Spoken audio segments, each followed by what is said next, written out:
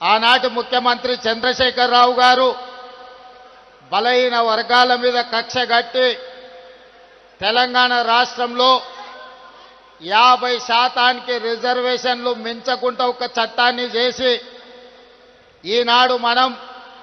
50% పైగా రిజర్వేషన్లు ఇవ్వాలంటే ఆనాడు చంద్రశేఖరరావు గారు చేసిన చట్టం గుదిబండగా మారి తెలంగాణ రాష్ట్రంలో సర్పంచులుగా, ఎంపీటీసీలుగా, జడ్పీటీసీలుగా, జిల్లా పరిషత్ చైర్మన్లుగా, మున్సిపల్ కౌన్సిలర్లుగా, కార్పొరేటర్లుగా, మున్సిపల్ చైర్మన్లుగా, మేయర్లుగా రిజర్వేషన్ల పరంగా బలహీన వర్గాలకు అన్యాయం చేసే చట్టాన్ని తొలగిస్తూ మన మంత్రివర్గం ఆర్డినెన్స్ను పాస్ చేసి గవర్నర్ గారికి పంపిస్తే విద్యా ఉద్యోగాలలో 42% రిజర్వేషన్లు బలహీన వర్గాలకు, రాజకీయాలలో స్థానిక సంస్థలలో 42% రిజర్వేషన్ల బిల్లులను తెలంగాణ రాష్ట్ర గవర్నర్ రాష్ట్రపతి ఆమోదానికి పంపించారు. ఇదే కాకుండా తెలంగాణ మంత్రివర్గం ఆమోదించిన ఆర్డినెన్స్ 50% పరిమితిని తొలగిస్తూ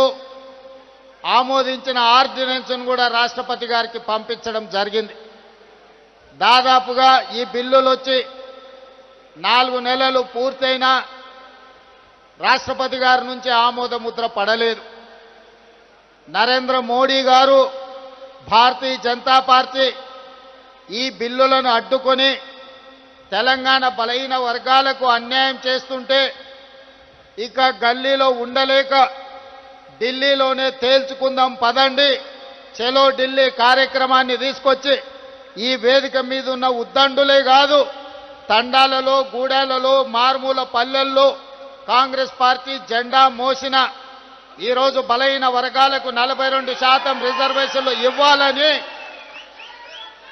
42% రిజర్వేషన్లను నరేంద్ర మోడీ గారు మెడలు వంచైనా తీసుకువెళ్తామని చెప్పి వేలాదిగా ఈరోజు జంతర్ మంతర్లో ఈ ధర్నా దీక్షలో కూర్చున్నారు.